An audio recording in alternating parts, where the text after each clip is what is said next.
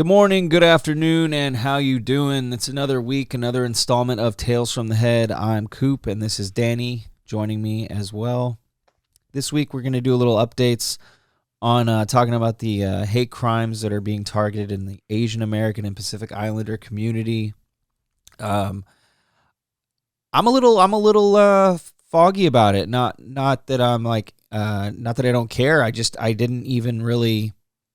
I've been busy and I've just been like, it sucks and it's shitty, but kind of like the other stuff we're talking about, I've kind of detached from the news a little, man. Mm-hmm. So, I know you're a lot less ignorant with me with the information. So, I'm going to go to Danny with a little bit of an insight on this one.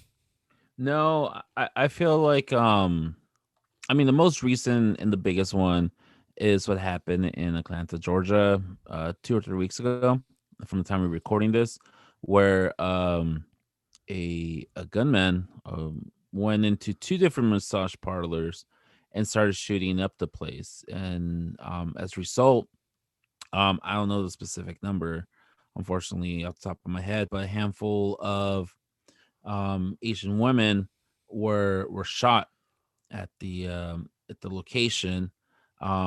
Several men were also, and several other peoples were also shot. I should not say, oh, it's just all Asian women that died. There's some also white women that died who were actually in there getting massage, getting massage for their back or whatever it is that there was. But Right. when they finally arrested the person, um, he said the reason he did, like, his excuse was he's a sex addict, and he always associated those places with sexual acts.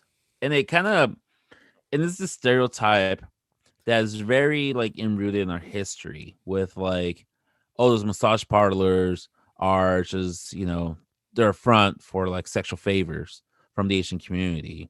Whenever we see, the most famous one is Full Metal Jacket, when they're finally in Vietnam, Oh, and they yeah. have Suck it to the me. yeah, Love you oh, long me love time. you long time. Yeah. It's all this stuff. If you take it even further down, here, specifically here in the Bay Area, Coop and I were here in the Bay Area in California. Yes, And it's sir. funny because the Bay Area is like seen as this super progressive, liberal, hippie smoking, reefer smoking Tech capital. region. Yeah. Yeah. And it's funny because actually a pilot from Southwest just got in trouble because during takeoff or something, he was talking shit about San Jose, California, and the Bay Area, like, oh, fucking bunch of liberal pussies or something, like. Fuck yeah. And now here's the thing: it wasn't broadcast over the cabin, but apparently, according to like air traffic Oh, they heard regulations and it. stuff, yeah, and they cannot, like, pilots and the co-pilots cannot talk about anything during takeoff or landing except shit that's going on, like, in their, with the flights or something. They cannot, like, talk about random shit until they're in a certain flight because they're supposed to be focused. Yeah. Um, Plus, so I it's a think they're full-on supposed to leave the investigation. lines open for Yeah, air traffic control as well, right? yeah. Yeah. So they're getting in trouble, but Damn um, fucks. as an historian myself, as a history major, and the person who teaches history, it's funny because a lot of these hate crimes towards the AAPI community has started, before California even became part of the United States. Yeah. Um, it's with the, even when, Oh it was yeah, still dude. part. For sure. Yeah. Back in the westward expansion with the fucking railroad and Hell yeah. Well, the Chinese one of the immigrants. earliest targeted groups for towards hate was the Filipino American. Mhm. Philippines used to be a territory of Spain. California used to be a territory of Spain. So it's just natural they were here. And of course, the Californian Mexicans, or the Californians, were always attacking the Filipino Mhm. immigrant, making laws and, discriminating. But it wasn't of, legal, it wasn't like a legal document of racism until California became a state under the United States in the, Mhm. 1850-ish area, first by creating laws to stop Chinese immigrants from coming, because they, all over the world, you heard that California was this fucking gold mine, that there was just gold everywhere. So a bunch of people came from back east in the Midwest to came to California to become rich. This also attracted a bunch of immigrants from China Right. to come in and work the lines. So Americans were like, "Oh, well, what the fuck are these people doing here? This is our turf. We should get first picking." So Yeah. there was always this thing. There was laws of how the Chinese could mine. They can only mine certain areas after Americans, or like 2 or 3 weeks after Americans started like mining certain areas and stuff like that. Yeah. And then it became things where like illegal laws where they couldn't like mine anymore. They even created laws where they stopped immigration from China into California, except if you're rich or you had money already, then you were welcome. Other than that, you won't Right. welcome at all. And this is why a lot of Chinese, since they couldn't succeed in the mines, they still needed a job, so they went into working like the railroads. And the Chinese, the majority was built by immigrants: Chinese, Irish, Hmm. Germans, Mexicans, ex-slaves. These were Yeah. all people who built the railroads, but for some reason they never get talked about. And then of course the Japanese were also Mhm. experienced this. At During, first, same thing, stopping immigration from Japan into California. that was And then during of that was course, during like World War II, right? well, this is prior to World War Oh, II. that was as And then well. yeah, Yeah. there was already laws on to that.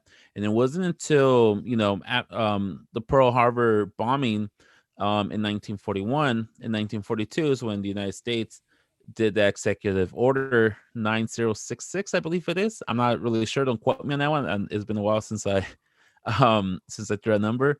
But there is an executive order where pretty much anybody with Japanese roots had to go to this internment camps, and they were there for the remainder of the war. And once they came back, they saw that their properties were destroyed, looted. It's just completely devastating. So it's been an ongoing hate, and it's been ongoing racism towards this community. And I shouldn't just say, oh, they're the only ones who experience racism. No, of course there's all minorities experience community. And when I say minority, we're talking about we're talking about women, we're talking about members of the LGBTQ community, Latinx community, API, religious minorities, Aliens, real yeah, aliens. yeah, all the aliens. We're including Basically everybody. non-white men. If you're not a non-white Christian man, Oh, um cool. yeah, What if I'm not you're Christian? basically a minority. Huh? No, I'm kidding. I'm gonna convert Oh, religion. What? and I guess they also got thrown rich also. But I Oh, well, forgot what. yeah. Yeah. Yeah. But it's an ongoing thing. It just sucks because here in the Bay Area we see it. And it's just a cool thing about the Bay Area is that it's such a melting pot. Like we literally see everybody from every single spot of the world here in the Bay Oh, Area. And yeah. we kind of embrace it. We love it, you know? I love it. That's how we grew Yeah. up, especially Hell with the yeah. food. Let's Hell just. yeah, dude. It's not a segue, but that's what it's hard for me to also understand racism is being the fat ass I am emotionally Same. and physically some days. I really, I find it hard to be angry or hate people when you love their food. And if you're going to tell me you don't love certain foods, I'm just going to say you're a liar for the sake of circumstance because it's just ridiculous. Like, but then again, I love food that much. I pretty much can't say there's a culture of food I don't like. I like Mm-hmm. others more than others, but Mm-hmm. I guess if you could name something, I wouldn't be like, oh, I wouldn't try it or I haven't had it. Like, dude, it's fucking good. Like Yeah. Colombian food with the Oh, platano, how fuck they yeah. do it like a tostada and shit. Yeah, yeah, That shit's yeah. hella good. And then like, Dude, like El Salvadorian food with the fucking pupusas and pupusas? Fuck, dude. dude, Those pupusas are so what the bomb. fuck? Canadian food, What? you got your maple syrup and your poutine. No, I'm just kidding. which is also delicious. Oh, It's totally also good. They got more It's than that. fucking I'm just delicious. fucking being a dick. But no, it's true. That's all. You go up to Canada, that's all they have. No, just playing. Eh. No, but like on for my work, we always have like icebreakers when we have our meetings, and they're like, "Oh, what restaurants do you recommend?" The first one I did was like a Thai food place. I'm like, "There's this Thai Yeah. food place I love," and I'm like, "Dude, I fucking love Thai food." Yeah. You know, I love this Indian restaurant right around the corner from my house. Um, Dude. they, Yes. it's just like uh, the best, dude. Is so my older siblings, they're half Cuban. Um, they were down here. They went to some concert, and my sister calls me, and she's like, "Hey, we're gonna have food at this Cuban restaurant. Like, why don't you come over? And like, get all the siblings." I'm like, "All right, let's go." And at first, we're like, "Oh fuck, Cuban food! Like, we never had Cuban food before." We were like iffy about it, Yeah. But then, it was funny because my eldest brother, Tony, he's like, all right, okay, mix the black beans with the white rice. You gotta mix it or something. Yeah. By the end of the plays, we're like, fuck, man, we gotta come back again because now I gotta try what Daffel was having. Because my chicken was like delicious. I gotta try the steak. I gotta try this, and it's just With the like, black beans and the platano, mix it, I yeah, guess, with and the the rice. plantain. It's Oh hella hell good. I heard yeah, it's hella dude. good too. And the thing is, like, I think that's what opens up acceptance of different cultures. It's not Mhm. talk to them, whatever, accept them, but it's Exactly. trying out Try their their food. food, It's trying up their food, talking and it's about just it. like, yeah, like Yeah. I'm thinking, like, we have a huge Vietnamese community here in the Bay Area, Uh-huh. especially in the South Bay. Fuck, I can go and leave sandwiches and have freaking banh mi's like every fucking day. Oh, dude, everywhere. And then you got pho Fuck, dude. everywhere. Oh You get fuck, your little no, spring rolls with peanut sauce everywhere. oh fuck yeah, Those are dude. pretty Some good. wonton soup and Yeah, the wonton soup's good. shit, dude. It's just delicious. So and it's funny. It is a gateway. It's a gateway. And then that's fucking fusion. Oh When you yeah. start fusing, You want to talk? we're You not even want to gonna talk get. good fusion that I just tried on Friday? Senor Sisig, Oh hell yeah! which The was, oh my god, they have, I think it's called a dip, a crunch dip, uh-huh. and it's a crunch wrap Yeah. with sisig in it. But dude, it is, you know how like when you go to Taco Bell, you order the crunch wrap, and in your head it looks a certain way. Yeah. It looks that way, It looks this and way. they give you nacho cheese dip, and it's Yeah. so. It's like this is what Taco Bell wants to taste like in your brain, before you get Yeah. disappointed and bite into it. I mean, you're still happy, but Yeah. dude, there was no disappointment. This was so Yeah. fucking delicious. And they also have ube horchata there, Yeah. which is I had that fucking before. good. Well, that's the one thing I loved. When I finished college, I had like a 6 month, almost a year gap before I actually landed my first teaching job. So I used to work with this food truck company called the Grilled Cheese Bandits. Oh, yeah, yeah. They're my buddies. Yeah, yeah. And one of the great things is we used to go and do like these food truck meets. So like I remember seeing like Senor Sig, we used to trade food with them. There's this other place, the chicken roast, same thing as like chicken Yeah. and like Asian infusion. Koja Kitchen, which is fucking Korean, is fucking delicious also. Oh, man. The Shareman with the bao, the what is it, Oh, the baos dim or sum? dim sum and Are you talking the about like the bow steam or bums? Steam buns? yeah. Pork Yeah, steam fucking bun? delicious, dude. Oh, It's dude, just, dim sum? and it's like, Oh, yeah. yeah, and it's just like things that you see and you're like, oh, I never want to, like, oh, but then you actually try. And I'm like, fuck, you Yeah. try it and you're like pissed off at yourself Yeah. for Exactly. not trying it earlier. You're like, God damn it. That's Like, why I need don't to, get, like, dude. I don't get yeah. it. Get these crazy racist people to start eating some food, man. That's what they need. Yeah. That's what we program them. We'll program them that way. We'll put them in jails, and we'll give them multicultural days where they have no choice but to eat the food of the opposite. Like like the people that hate the Jews can only eat like halal and like and like healthy kosher food, dude. And then like and the Muslims have to eat pork, dude. Everyone's gonna be squared, and everyone's gonna have diarrhea for a week once they level Yeah. out. But that hate, It's gonna go away with the diarrhea. I'm telling you. Yeah. This is No, and this is a game plan we need to propose. I'm gonna throw it out there to my representative. We International need to do Food Day in the this. prisons. Yeah. No, I think that's what it would unite. It's this fusion and this like understanding. Doesn't mean you have to be freaking like BFFs with everybody you see, but you have this respect. Yeah, You have this respect. You have this the type of respect camaraderie, right? towards that community, man. And it's just a shame that we're here in the Bay Area. We know about this Asian American Pacific Islander Everyone hate. except me. No, but I know it. Yeah, I know what you mean on a general level for sure. And I mean, and of course, like the stereotypes and stuff like that, dude. I think that's what a lot of people talk about, like, oh, cancel culture, like, oh, it's cancel culture, blah blah. Well, the reason a lot of this stuff is being canceled, like freaking Pepe Le Pew and um like the Dorito Bandito, freaking, it's that a lot of these cartoons, mascots, whatever you want to refer to them, are based on racist stereotypes. And it's like I feel like it's one step closer. Well, Okay, but one here's thing. No, hold on. yeah. Let me No, finish my I'll let thought. you Because finish.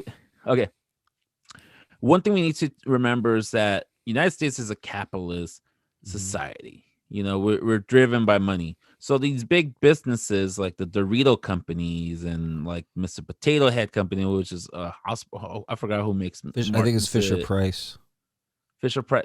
Okay, sure. right? Um, I don't know. Whatever. I was gonna say Toys R Us, but it's not. That's not even them. They're or Disney. Disney is changing some shit up. They're always constantly changing some shit up on the rides. They're big corporations. They're saying, you know what?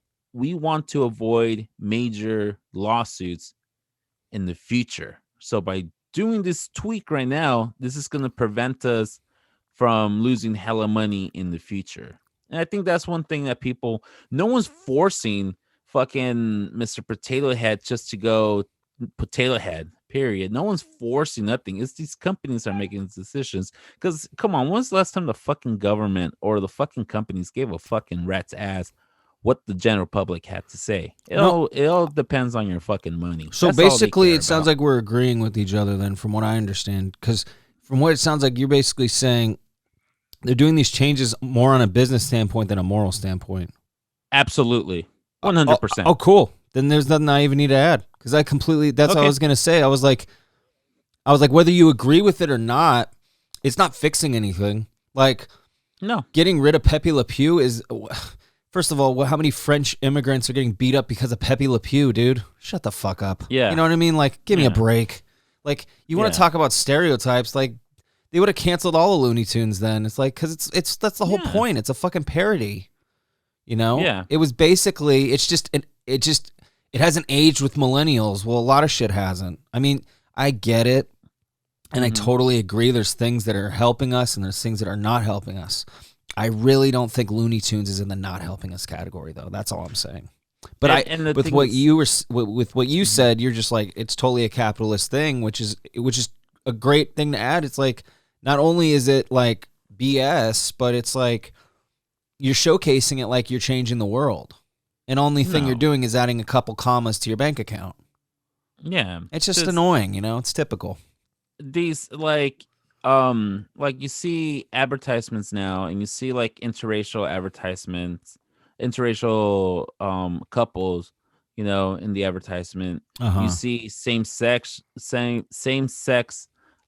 couples also in this advertisement. Right. And it's not because fucking Toyota or Ford or Honda, they're like, Yeah. oh yeah, we want everybody to feel inclusive. They're like, no, we're gonna showcase this in We want gay California people and we want these people to buy our cars.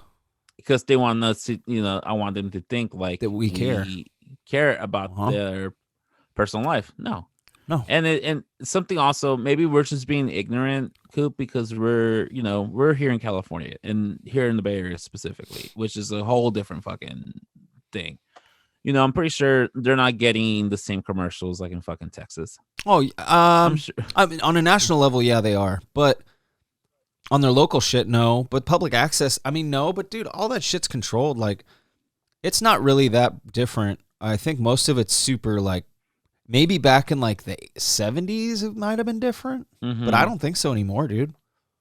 It's pretty You much might be all the right. same. Cuz You might be right. the only thing that's going to be different is like their local news will be politically skewed whichever way they are that way. And then Mm-hmm. but other than that programming's national. I don't think it's different like that anymore because I think back Yeah. in the day they'd have more public access channels that were more commonly watched and like all that kind of Mm-hmm. stuff. But now, because even when I was growing up, didn't wasn't Channel 6 the public channel, public access channel? Yeah, or like 8 or 9 Yeah, was like you know, and they don't even yeah, one of have those those. anymore. So I don't Yeah. know. I don't know, dude. I don't think it's Okay, no, much different. But politically, of I course, think it's different than Cali. But yeah.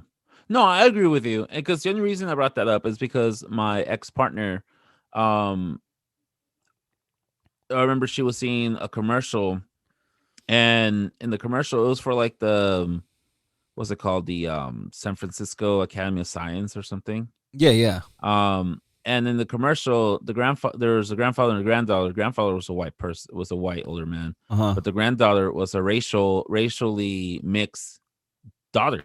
nice. And so she's like, "Oh, grandpa, blah blah blah, like how you do this, blah blah blah," like asking the grandpa like a bunch of science questions, and it's just like, I mean, we see it and we're like, "Oh, whatever." I'm like, "Oh, okay, yeah, cool." Like Yeah, I honestly did not even fucking notice it, but yeah, I and wouldn't then either. I think that's a good thing.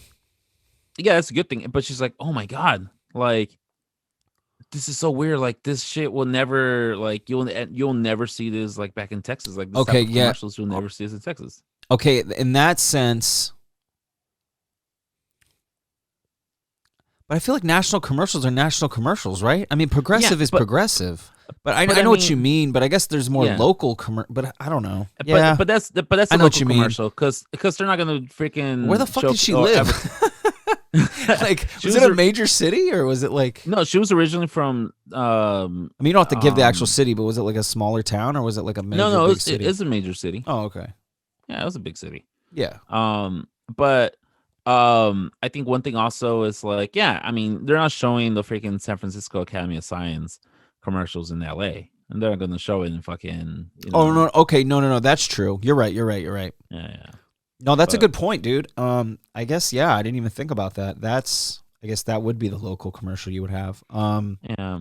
But no, it's just things That that we're is seeing it, weird. and it's not because it's cancel or these companies are canceling or dude, if the people had the power to really quote unquote cancel culture, like a lot of shit would be different. A lot of shit would be, will be way different and getting shit done faster. But no, like you said, it's all because it's all money driven. That's the one That's thing all it that's is, man. And people, it's money and fear, and I don't know, not a whole lot of righteousness that I'm seeing. So and it's even just a it's. I feel like it's an ingenuine movement.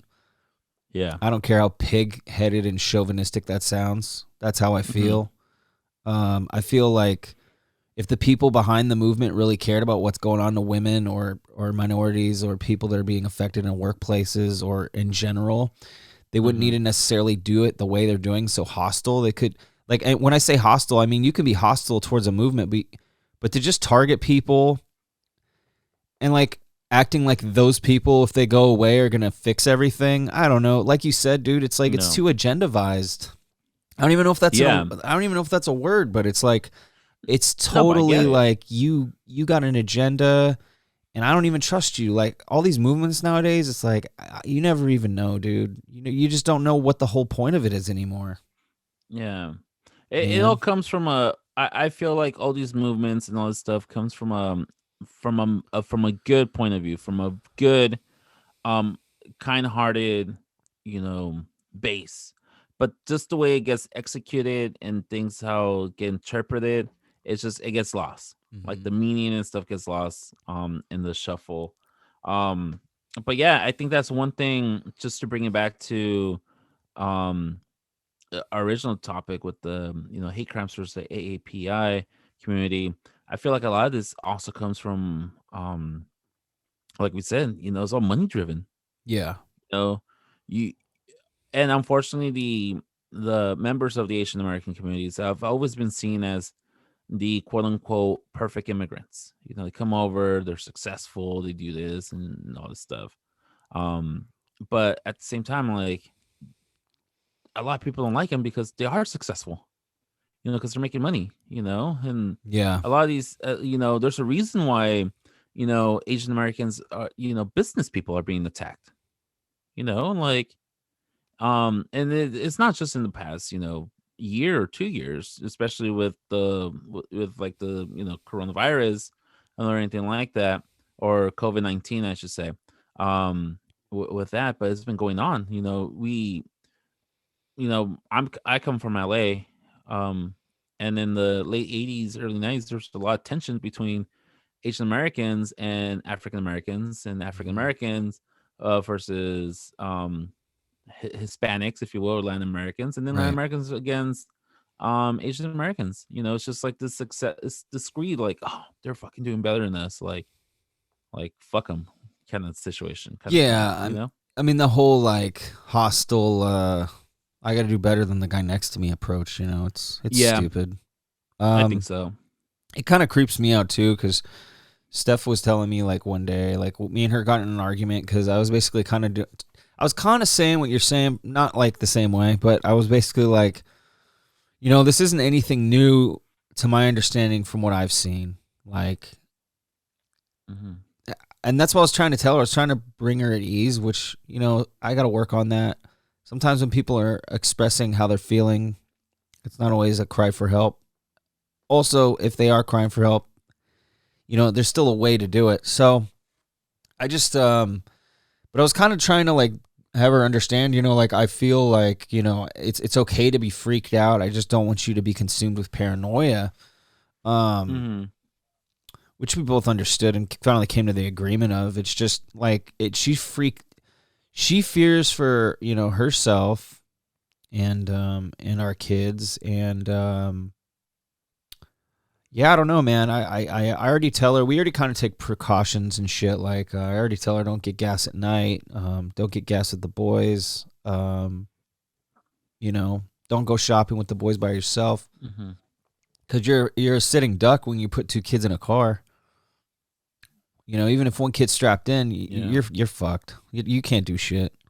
It don't matter. So I like we're smart, we're safe, but like like it's like like we already kind of have these things in mind just because we're I guess you could say paranoid. Some people would say paranoid, but I just feel I don't trust people, and we've already kind of felt like that. Hmm. So we don't need this targeted thing to like change up what we do. But I guess it's good for other people to change Yeah. up a little bit, maybe just and you don't even need to be Asian. Like it's a good practice to just be prepared and understand your surroundings, understand what you're doing, understand what others are doing. You know, Yeah. don't always go to this place you don't know. If it's a weird time of night, you know where you are, you know your surroundings, you know where you're safe. But even then, don't just have your head in your phone. Keep your eyes open and keep your head on a swivel. I always tell her that. Yeah. And it's important, dude, because um you know these things lead to violence, and Yeah. we recently just also had another active shooter over in Boulder, Colorado, which is nothing new for not to be a fucking Colorado asshole, but not is nothing new for the geographical Boulder Denver area in the last Yeah. 25 years. So Yeah. um that was a nice little segue there. Yeah. But it's Good job. rough. I'm not going to get into too much details on the Boulder thing. I feel like everyone kind of knows 10 people were killed, one cop.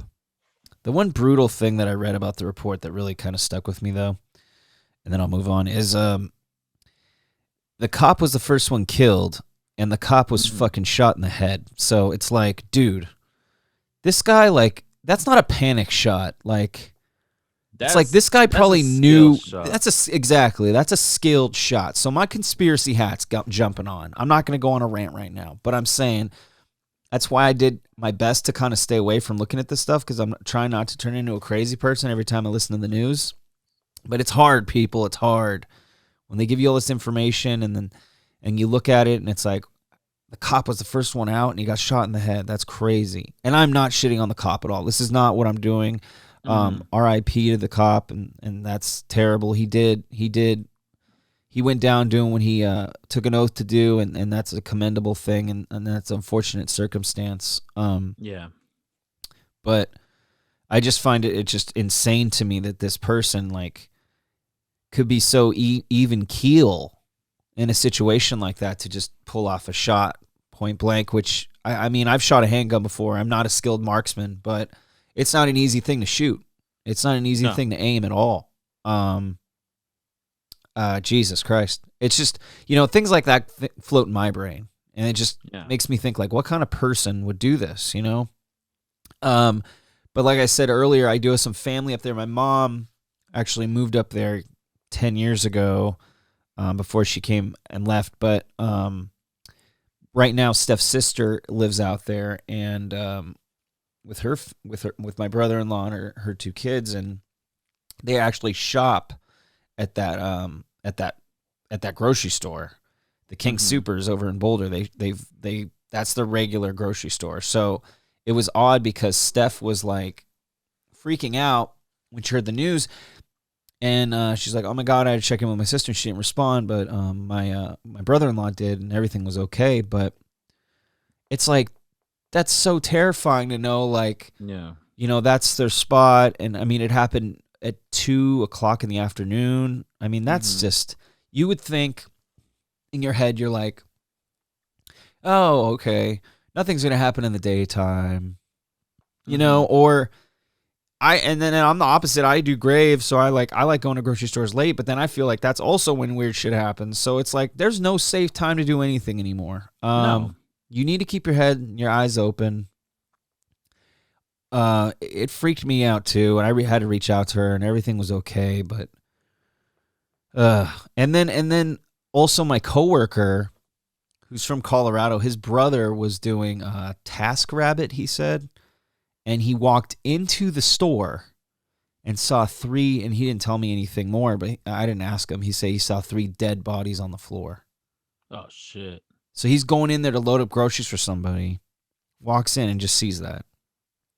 What the fuck do you do, man? That's Yeah. crazy. Yeah. So it's just, and we see these things on the news, and I'm guilty of it. I'm guilty of it too. It's like we're desensitized geographically. If it's not our neck of the woods, it's like, okay, it's not that we don't care. It's just it doesn't affect us directly, Yeah. right? So we Yeah. don't. It's not active stress. But the minute you know someone or it's geographically close to home, it just changes your whole perspective. It really Yeah. makes you think like, yeah, this is real. This is happening still. And with some research that I've looked up, not a lot, I kind of decided, hey, I'm gonna map out, you know, Aurora, Boulder, and all this stuff and take a look at it. And Yeah. dude, it's pretty close to together. I mean, it's insane. I can do. Let's see. Let's do this. Yeah.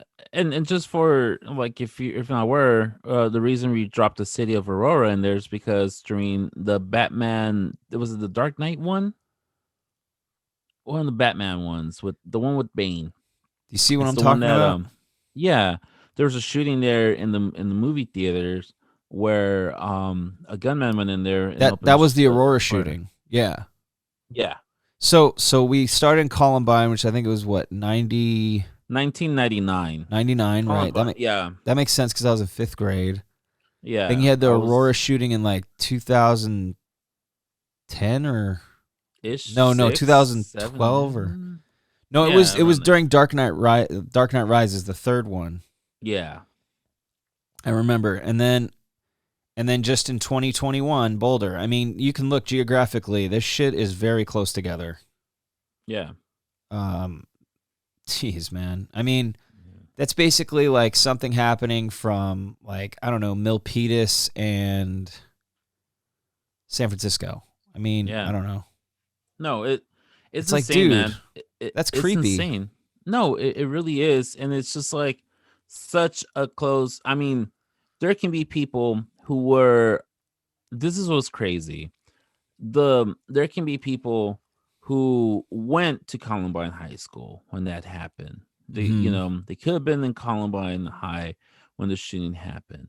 They could have also been in the Aurora one, and they also could have been involved. There's the possibility of somebody being in all three of those locations when the shooting happened. It is possible, Yeah. and that's what's scary. Because imagine if I'm not sure if there's actually is a person that happened in there. It could be because this is the Columbine shooting happened in '99. So this is what 22 years apart. There's people in our lives that can, who could have been in all three of those shootings Maybe. or have been to those three different locations prior to any of those shootings happening. I mean, that's a good point too. But then the other thing is, God damn it, I forgot what I was gonna say. Sorry, Coop. No, it's not your fault. I interrupted myself in my thoughts. No, but no, dude, it sucks. Like, and it's so scary. Like, I'm thinking back in 2019. Let's go back to 2 years ago, and this was fucking crazy. We're so used to this type of shit that we just say like, oh, it's whatever. But dude, Right. 2019 shooting here in good old Gilroy, California, Oh yeah. fucking 20 miles south from my house at the Garlic Festival. My cousin's wife organizes the whole thing. Holy Okay, she's shit. volunteer. My cousin was there. I Hmm. was supposed to go that day, but it was like fucking 100 degrees and said, Yeah. "Fuck this! Yeah. I don't have to eat fucking garlic today, right now." Yeah. People who I know were down there. I remember as soon as it happened, I call my cousin. I call him up. I'm like, "Hey, dude, are you okay?" And he's like, "Yeah, yeah, I'm in lockdown right now. I'm in lockdown." I'm like, "Where's your wife?" Where's her? Was like, "Yeah, we're all here." I'm like, "All right, dude, I'll call you later." I'm like, "All right, I love you. I'll call you later." Yeah. And so he was there. Like he was there, you know, a week after my same cousin and a group of my friends, we go to Reno together because we're celebrating his bachelor party. My my partner at the time, she flies back home to a major city in to her city, San Antonio. I'll say fuck it. In San Antonio, Texas. She Yeah. flies back to San Antonio that weekend to hang out with her mom or whatever for a couple of days. Well, that same week, the following, so it was Gilroy Garlic Festival. The next weekend, there's a shooting in El Paso, Hmm. at the Walmart. I was at that El Paso Walmart, um, shopping center when we went to visit her sister Hmm. 2 weeks prior to the Garlic Festival Man. shooting, and like I wake up, I hear this. I reach out to her sister who was still living in El Paso. I'm like, "Hey, are you okay?" And she's like, "Yeah, I actually came and work in the complete opposite side." But I'm like, "Dude, that's fucking crazy." Again, location I was just there, 2 weeks Jeez. prior to that is a place where I know her sister goes and gets her shop on, at that Walmart, Hmm. Costco, or Sam's Club, I'm sorry, shopping center. And I remember going back there in October of 2019 and just the eerie feel of that location.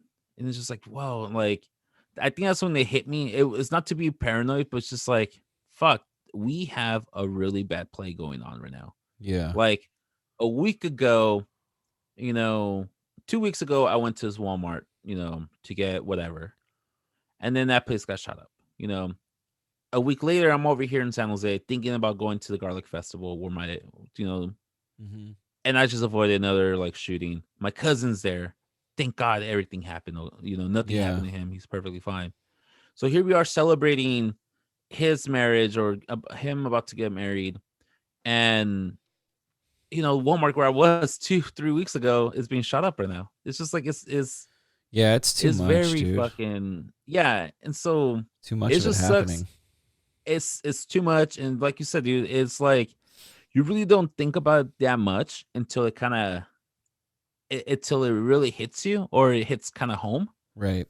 Um, and that's when people start just start caring, and that's what sucks, that we became so like used to it. Like, you brought up Columbine, Right. 1999. Yep. Back in it was April 20th, 1999. I still remember that date perfectly. And it happened, and it was all over the news, and fucking documentaries came out. Here we are 22 years later, and now we hear about school shootings, and we're just like, uh oh, another one. Oh, Kinda. it's like, Yeah. and it's shitty. It's Hmm. shitty that this happens. And now, as a teacher myself, you know, now we have to get trained on how to, like, what to do. Like, Right. we do role, like, in each classroom in my school right now. We have safety measures that we do it twice a year. Make sure we, like, doors are locked, everything's like, the windows are lights are turned off, windows are closed, everything, blinds are done. Right. We have all these safety things, and we even have, like, water in our classroom. It's like H2O, like, it's fucking crazy Yeah. that, here we are 22 years later, and we're still like, now, like, I have to, like, one more thing to add to my list. And then, like, one thing that pissed me off was, I want to say it was the beginning of last year, of 2020 school year, they were selling, like, bulletproof backpacks. Like, Yeah. What the hell? Where were they I, selling I'm those? I was speechless. I think it was like Office Max or something, but I want to say Really? like Jam Sports sells bulletproof backpacks, and I'm just like, first off, fuck you to whichever company's making them, to, like, try to capitalize and make a buck out of people's paranoia. Well, and then Number yeah, what were you saying? What's number and two? then number two, fuck you for us, like, accepting it and feeling so hopeless, like, oh well, there's nothing we can do, so might as well get the kid a bulletproof backpack just in case. Like, Yeah, I'm gonna add to your number two because yeah, also another thing that's dumb is bulletproof anything is heavy, and yeah, backpacks are already prone to give kids back problems. So let's add weight to that without anything in it. yeah. That's smart.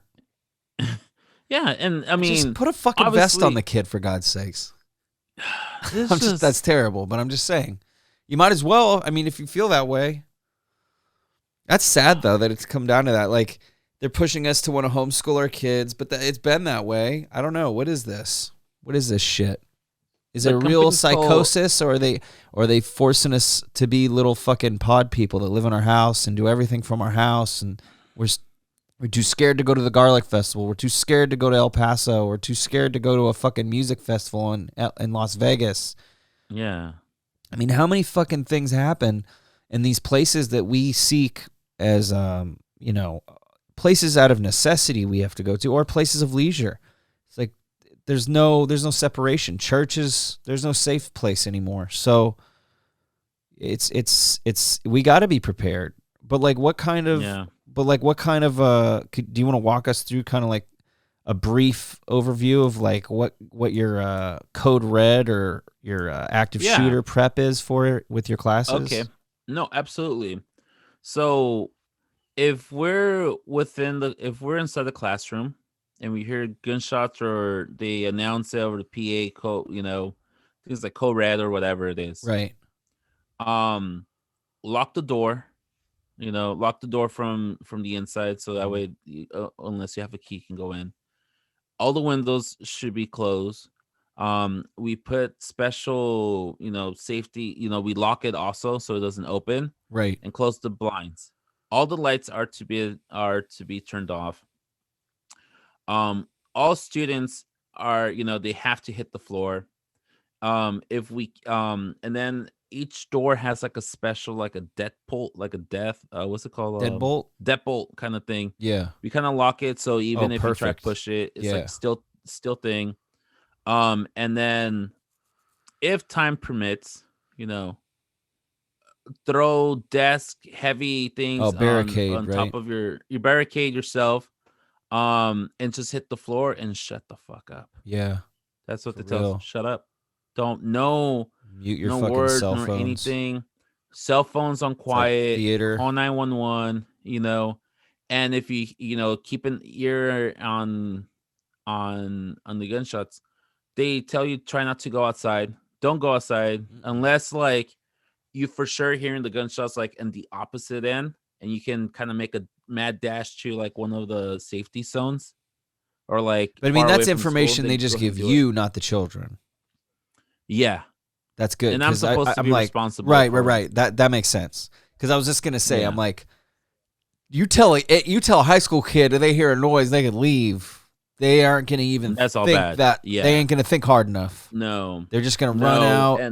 So thank God they give and that we to you to retranslate to them, which is I'll let you know what we need to do.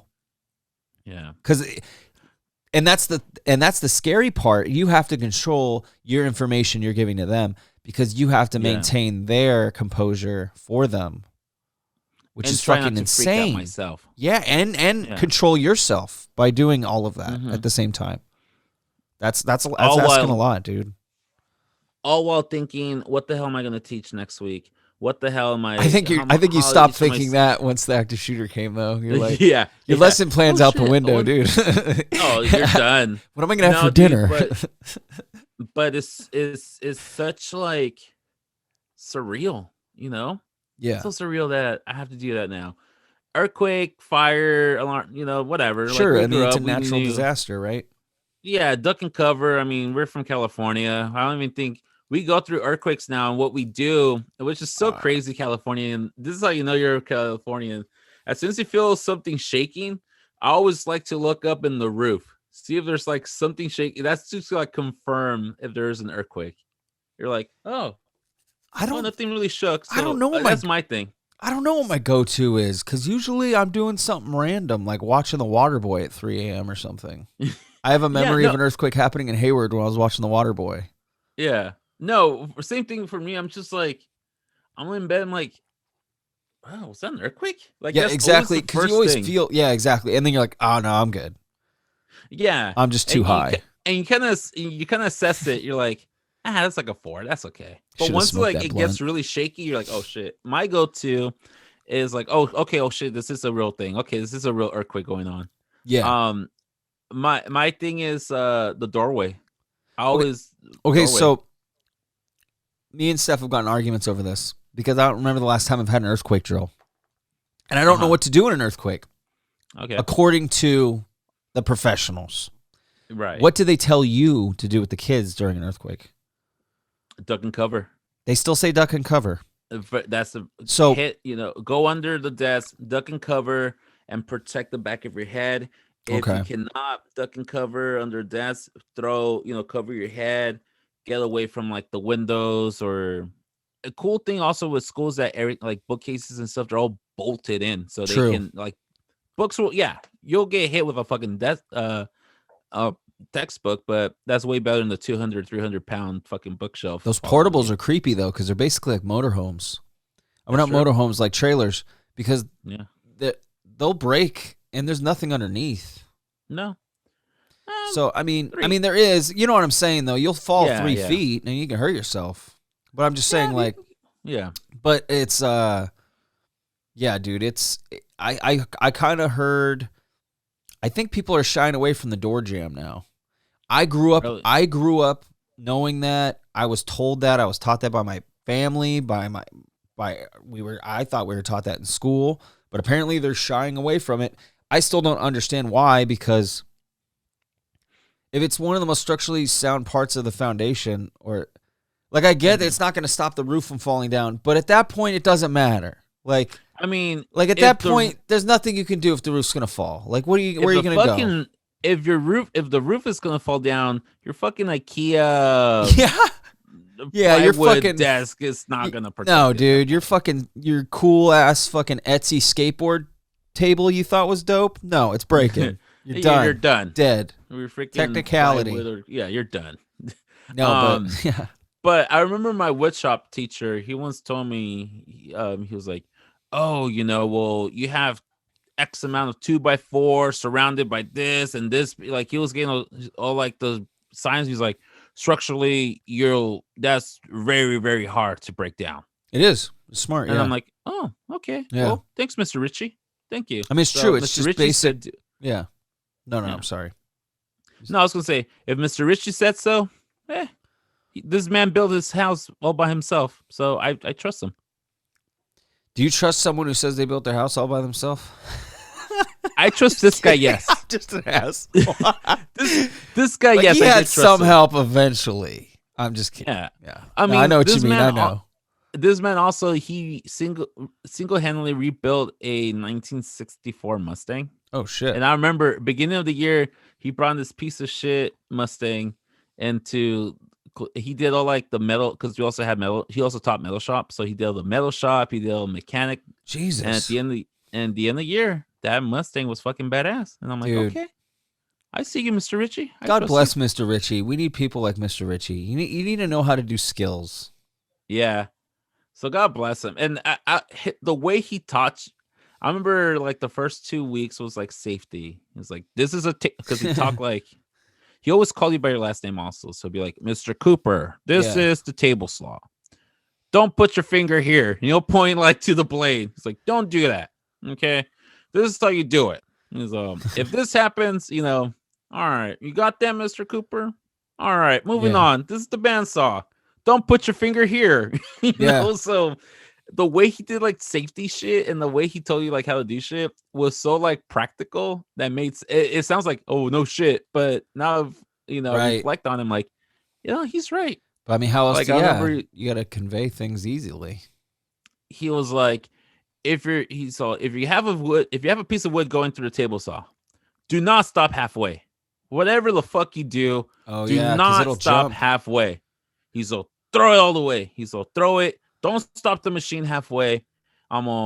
He's all if it gets jammed or something, he's like try to push it as much as you can with the safety shoes. Like, Yeah. and I think somebody's like, well, why can't you just let it go? What happens? Like, well, think about it.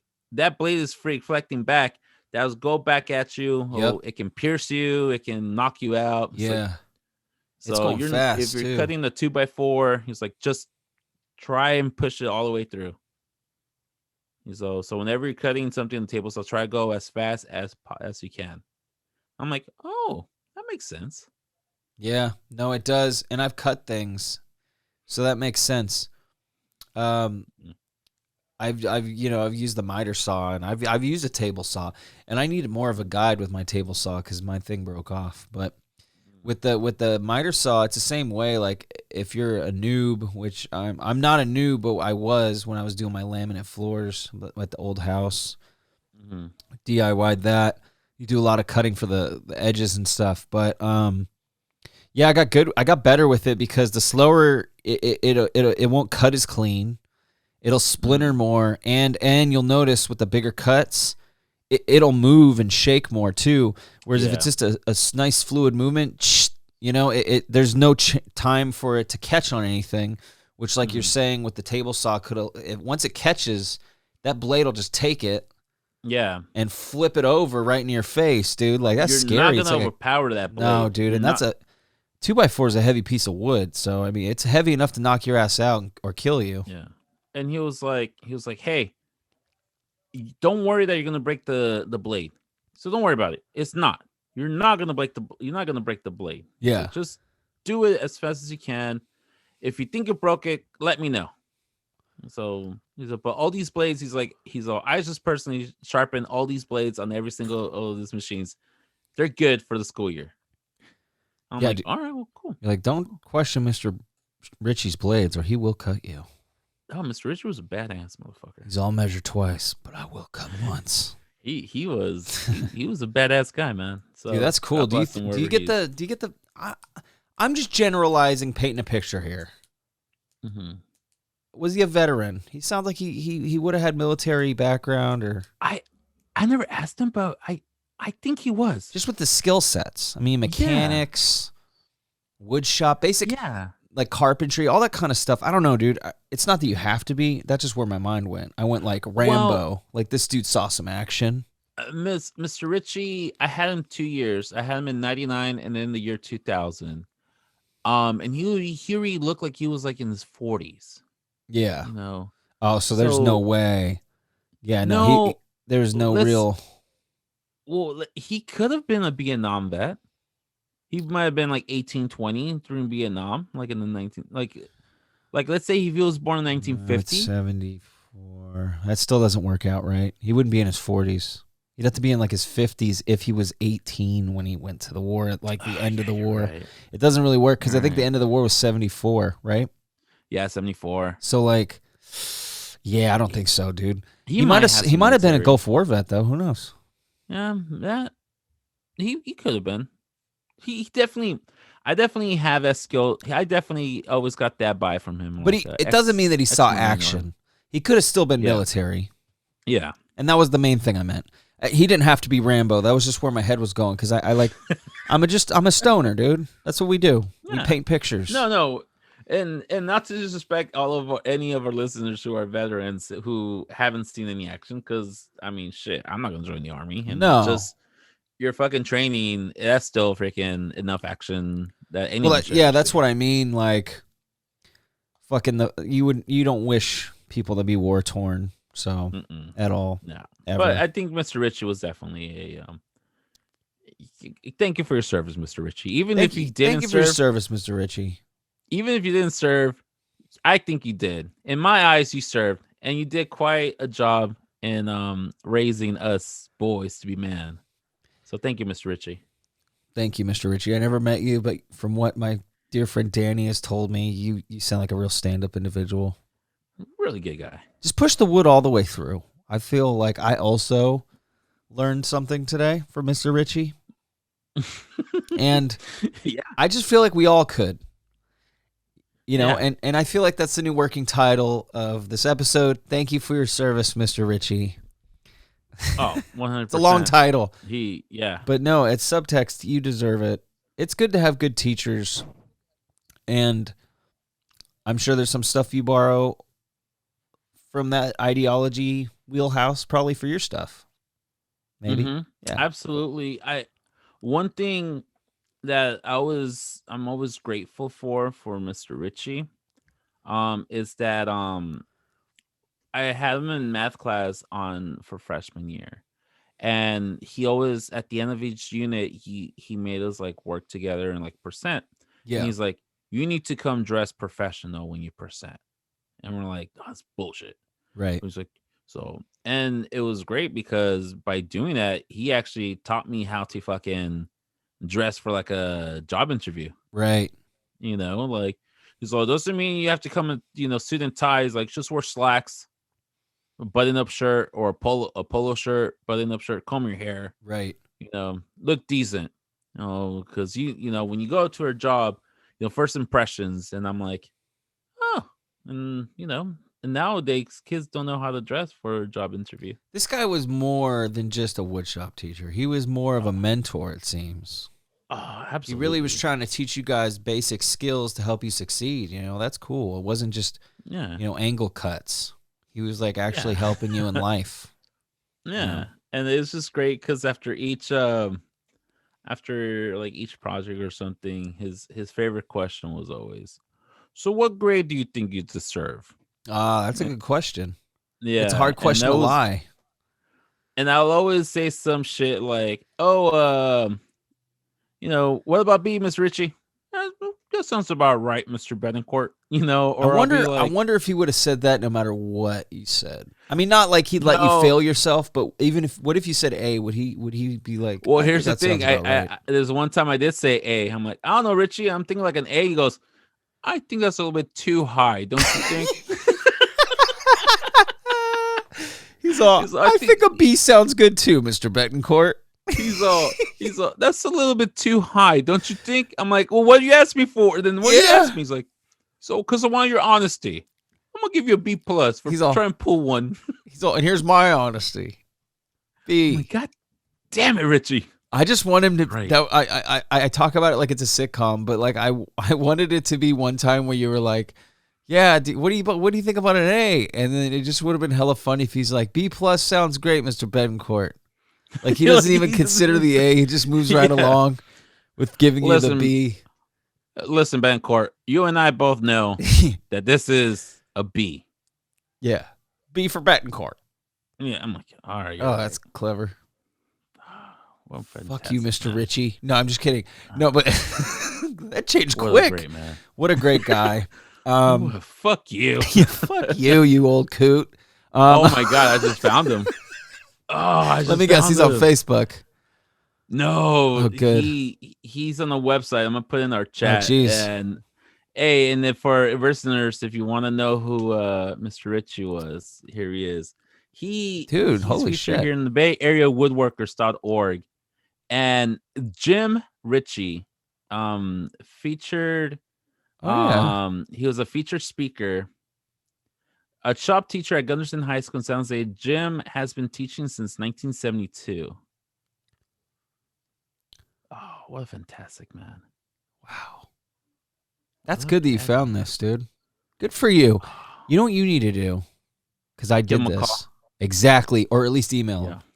Yeah. Because like I did the same thing. I found I was thinking about one of my college professors that really kind of set me on track. And I think I've talked about it.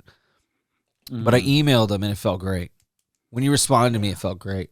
Because you knew he felt good and you knew it was kind of cool. And then now it was kind of your first time interacting as like an adult to an adult. And it just, I don't know. It's a good feeling. You're like, oh yeah, I'm now and on that level. I'm not a kid anymore.